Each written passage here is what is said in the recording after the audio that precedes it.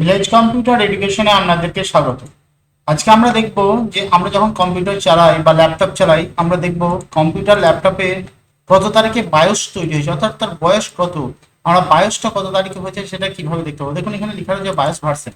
এটা দেখুন এই ল্যাপটপটা যেটা আছে, যে মেশিনটা আমি রেকর্ডিং করছি এই মুহূর্তে 28 সেপ্টেম্বর 2011 সালের এইটা বায়োস সিস্টেম, অর্থাৎ এই মেশিনটার বয়স হচ্ছে 28 সেপ্টেম্বর 2011 সালে এটা তৈরি হয়েছে। এটা কিভাবে দেখবো চলুন দেখা যাক, ভিডিওটা শুরু করা যাক।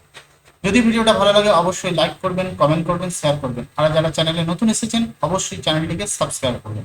চলুন দেখা যাক। প্রথমে দেখুন এই সাদা জায়গাটা আছে, সাদা জায়গাটা টাইপ হিয়ার টু সার্চ, এটা ক্লিক করুন। ক্লিক করার পর ইনফরমেশন লেখার সঙ্গে সঙ্গে দেখুন সিস্টেম ইনফরমেশন বলে এখানে একটা অপশন আমরা দেখতে পাচ্ছি। সিস্টেম ইনফরমেশনে ক্লিক করার সঙ্গে সঙ্গে দেখুন এখানটাতে আমাদের সিস্টেম ইনফরমেশনটা চলে এসেছে। এখানে দেখুন ওএস নেম, ভার্সন, পুরো ডিটেলস সব দেওয়া আছে। এখানে হার্ডওয়্যার সব দেওয়া আছে, যা যা হার্ডওয়্যার কম্পিউটার এই ডেস্কটপ বা ল্যাপটপের মধ্যে যা কিছু আছে সব হার্ডওয়্যার দিয়েছে, কম্পোনেন্টস দেওয়া আছে, সফটওয়্যার সব কিছু এখান থেকে আপনি পেয়ে যাবেন যা সিস্টেমের ভিতরে আছে।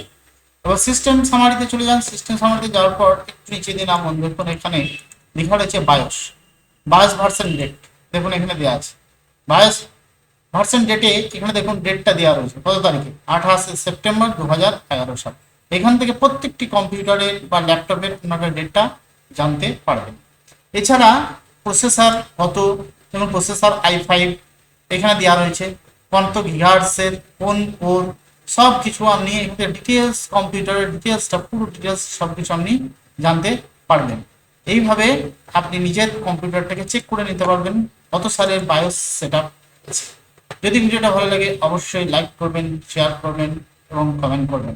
ভিডিওটা দেখার জন্য আপনাকে অনেক অনেক ধন্যবাদ।